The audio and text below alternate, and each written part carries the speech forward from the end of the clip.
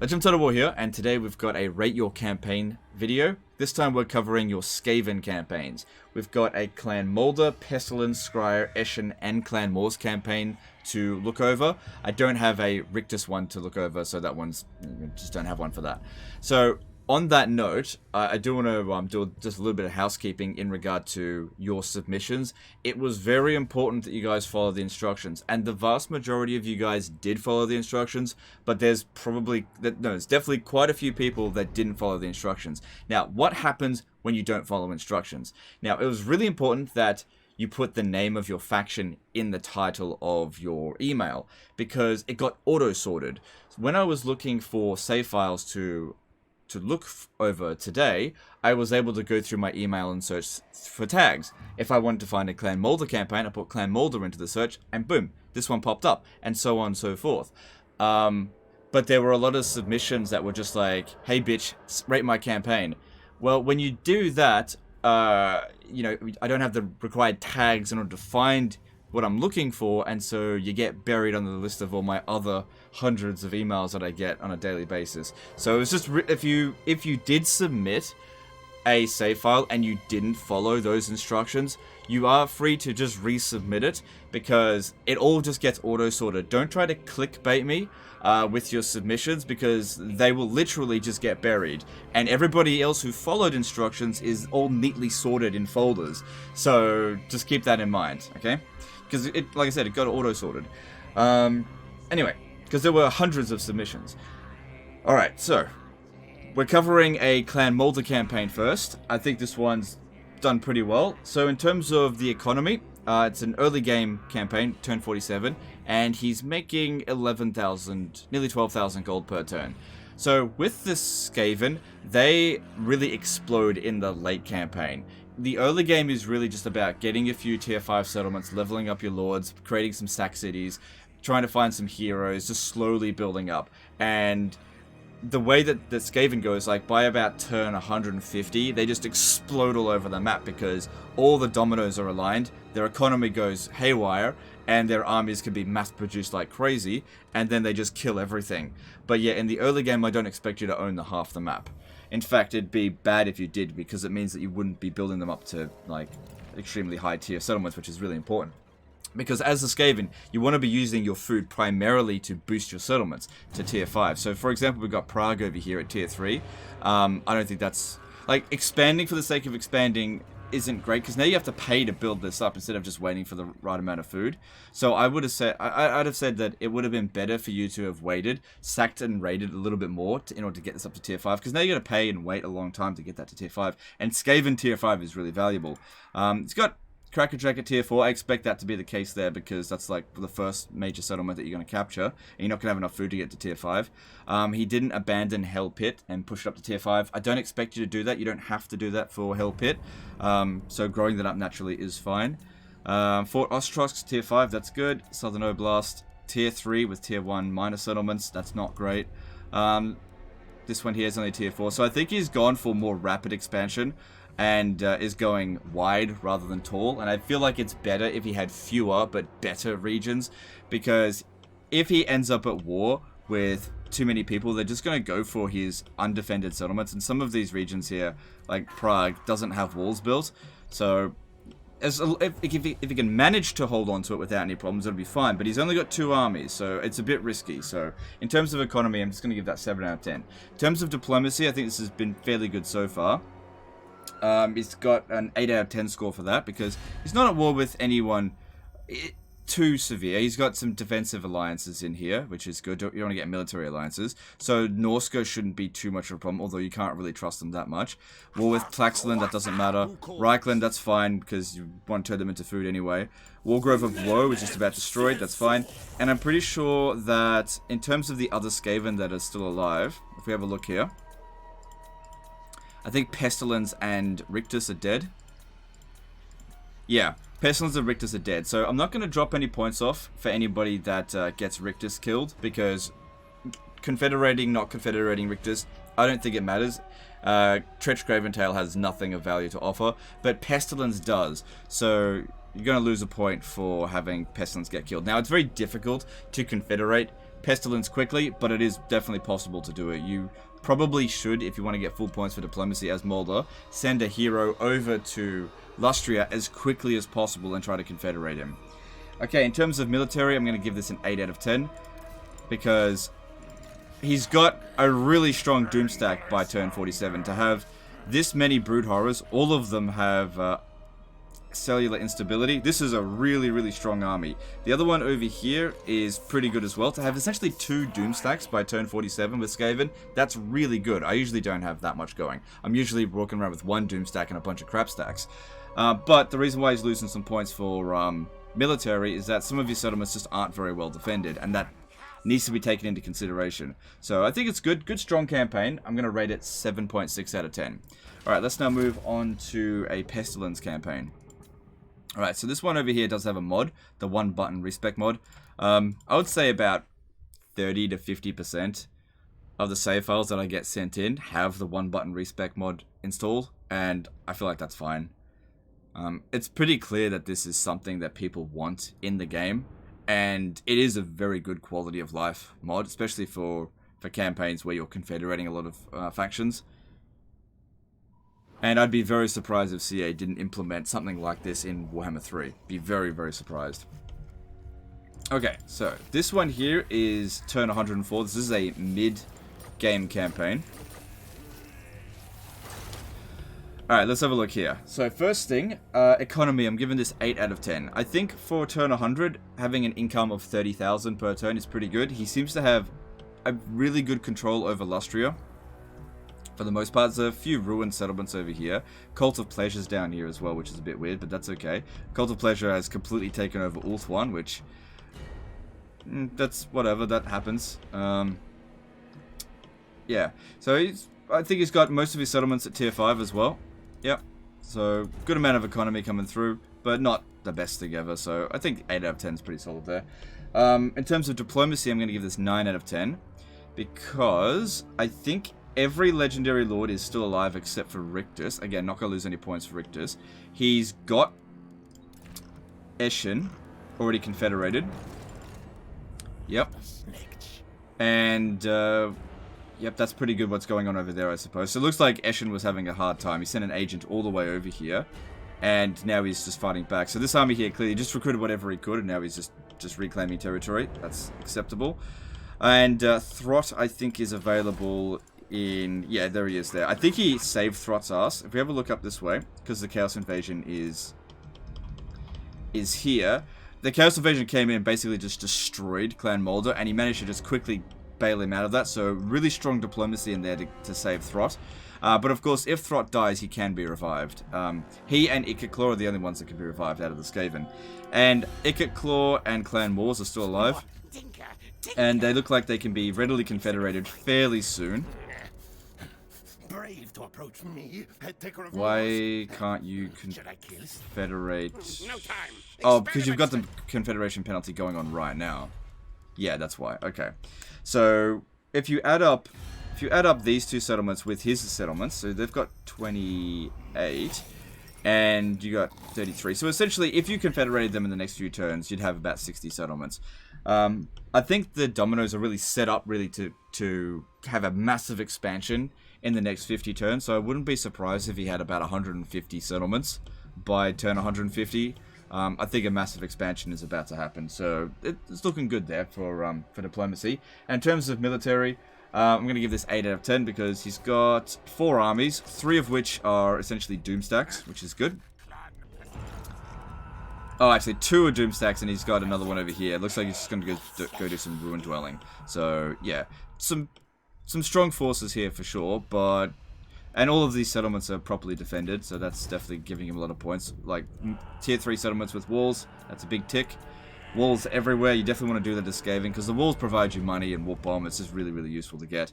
I didn't build it at Itza, which is a bit risky, but it doesn't have any enemies here, so that's okay. So yeah, 8 out of 10. Overall, I'm giving this a score of 8.3 out of 10. I think this is looking to have a really strong late campaign. Alright, let's have a look at a Clan Scryer campaign now.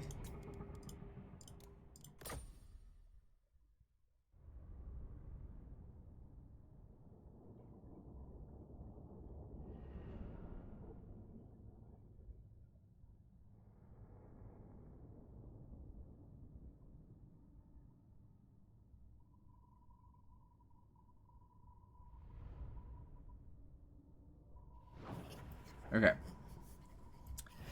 So this one is at turn 145. Alright, economy, I'm going to rate this as 7 out of 10. He's got 65,000 per turn. Now, as I was saying before, the Skaven really explode in the late campaign. You might think, it's only been 40 turns compared to the previous one, and he's got double the amount of money. So why kind of harsh on the score there? Well, that's because by turn, like, 145, I kind of expect you to own a lot of territory. Skaven, by turn 100, should have gotten all their shit together and start absolutely murdering everyone. And we can see here that he's got 57 settlements, and I'd say that's a bit on the low side. He's able to recruit lords at rank, let's see here, at rank 23. So yeah, he's definitely been doing the economy cheese, which is good. I'm not gonna rate you too badly if you don't do that, because it doesn't do that much, but at the same time, it does make a bit of a difference. So that's probably why he's got as high money as he does based on the kind of low number of settlements. So yeah, 7 out of 10 for economy there. Now, where I think this campaign is going really well is diplomacy. If we have a look here, he's got a good relations with Clan Moors and can actually confederate them right now. So with 43 and 57 settlements, if he wanted to, he can confederate them right now and get 100 settlements, right? He hasn't done that yet, and I don't necessarily think it's the right decision to do it, but I went and checked, and Clan Eshin has already been confederated into Clan Moors, so he can get Queek and Snitch by confederating them. The other Skaven factions that are alive are... yeah, Clan Mulder is still alive. But I think that Pestilence is dead. I don't think he's got any of the other Legendary Lords currently confederated. And Rictus is dead as well. So, I think I'm going to give this one... I want to give it 10 out of 10 because of this really good relations with Clan Moors here. Because this confederation giving you 100 settlements, that's really good. But at the same time, you did lose out on getting Clan Pestilence. Got a Sack City there at Tabara, that's fine. So I think I want to give this 9 out of 10 for diplomacy. It would have gotten 10 out of 10 if only Clan Pestilence was still alive, because you can't revive them once they're gone. In terms of military, I want to give this 8 out of 10. So he's currently got active 5 armies. Again, by turn 145, I expect you to basically be really dominating if you want to get a 10 out of 10. And he's got some really good armies here, and all of his settlements are mostly walled up. Mostly. Some of them aren't. But yeah, he's got some really good armies out there, and his situation is very well under control. So overall, I think I want to give this an 8 out of 10, this campaign. Really solid campaign, but I think you could have potentially done a lot better. But an 8 out of 10 score is pretty good. Alright, let's now move on to a Clan Eshin campaign. This one here is at turn 448. Now this one here I don't think is doing very well at all. I rated this one's economy at 4 out of 10. It's not going very well. This was the worst of the Skaven campaigns that I've seen in a while. Because yeah, like I said before, if you're a good Skaven player, by turn 150, the world should basically be trembling at your feet. Because you've got your food in order, you've got loads of armies, loads of money, and everyone's just dying at your feet. And this is not happening here. He's really fragmented. He's got territory all over the place. Oh, this one, yeah. So, when he sent in this save file here, he sent it as sort of like a disaster battle as well. He was under siege at Skaven Blight. So, that's another point. I'm not going to fight any of your battles for you on a Rate Your Campaign video, because that would kind of be cheating. So, he had a disaster battle at Skaven Blight, where this army was attacking it. And I just auto-resolved it because, like, I'm not doing your battles for you in these videos. So end up getting Skaven Blight destroyed. Just do it yourself before sending it in, you know? Don't be lazy. Alright, so let's have a look here. This turn 148, this is the latest out of all the campaigns, and he's only got 34 settlements. So he's got as much territory as what the Pestilence campaign did. He's not making very much money. He's making the same amount of money that the Pestilence one did. So yeah, I'm only going to rate this one economy-wise 4 out of 10. I think he's really fallen behind here. In terms of diplomacy, I'm going to rate it 7 out of 10, because there's still some hope there. Because Clan Mulder for some reason, has expanded all the way... Oh, they've got a lot of territory over here. So if you can get it... They don't like you very much, but you can turn that around fairly easily. If you confederate both of these guys here, you can get yourself up to about 60 settlements. If we have a look at which factions are still alive, he's got Ikit Claw. I'm pretty sure. Let me double check that. Yeah, Ikit Claw is there. If we have a look, I'm fairly sure Pestilence and Rictus have been destroyed. Yeah, they have. So only Clan Mors and Molder remain. So yeah, there's still some hope diplomatically there, but it's definitely not the best diplomatic game. It's got war with a lot of people. So I think, honestly, I feel like 7 out of 10 is maybe being a bit generous as well. But yeah, it's not the strongest diplomatic campaign. And he's got all these available schemes here that he's not utilizing, so I don't know what's going on there. In terms of military, I'm rating this 7 out of 10. Again, maybe being a bit generous for a turn 148 campaign. But he does have good armies. So he's got 4 armies, more like 3. But yeah, the 3 doom stacks that he does have are really good. So I think 7 out of 10 is fair. But overall, I'm going to rate this one 6 out of 10. He's definitely not on the verge of defeat. He will eventually like win this campaign. But it's just a bit of a mess, and it just could go a lot better, that's all. Alright, let's move on to the Clan Mors campaign. So this one here is using skip intros. That's no big deal, it's a mod. But yeah, if there was any like significantly gameplay changing mods, I wouldn't cover it. But you know, these quality of life and aesthetics mods, that's fine. As long as I can load up the save file. You know, sometimes people send in save files that are just so full of mods. I try to load it, and it completely crashes the game.